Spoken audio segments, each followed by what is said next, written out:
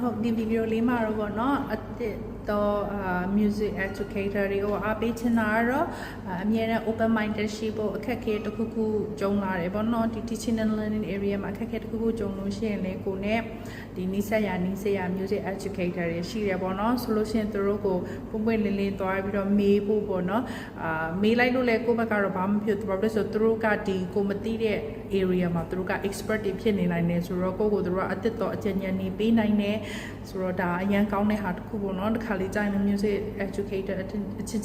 စကားတွေပြောမယ် knowledge တွေ play ကြမယ်ဆိုလို့ရှိရင်ဒါအရန်ကောင်းတဲ့အရာတစ်ခုပဲဖြစ်တယ်ပြီးတဲ့အခါမှာပေါ့နော်အခြေအနေဘယ်အခြေအနေမှာပဲမဆိုပေါ့နော်ချက်ချင်းကိုပေါ့နော်ကိုက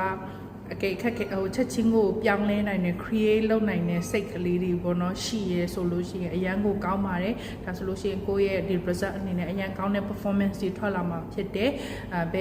များသောအားဖြင့်ပေါ့နော်ကိုကကလေးတွေကိုသင်ကြားရတဲ့သူဖြစ်တဲ့အတွက်ကြောင့်မလို့အခြေအနေဆိုတာအမျိုးမျိုးဖြစ်နိုင်တယ်ကလေးတွေရဲ့စိတ်ပေါ်မှာလည်းမူတည်နိုင်တယ်ကိုကဘလောက်ပဲ preparation ကောင်းကောင်းလုပ်ထားပါစေbackup plan ဆိုတာလည်းအမြဲတမ်းရှိတယ် backup plan မရှိလို့ရှိရင်ပေါ့နော်ဒါကဟိုများသောဖြင့်ပြဿနာတက်နိုင်တယ်ပေါ့နော်ဒါကတော့ကလေးတွေနဲ့လုံနေတဲ့သူတွေဆိုတော့သိမှာပါဟုတ်ကဲ့ကျမတို့ဒီလောက်ပဲအားပေးချင်ပါတယ်ကျေးဇူးတင်ပါတယ်ရှင်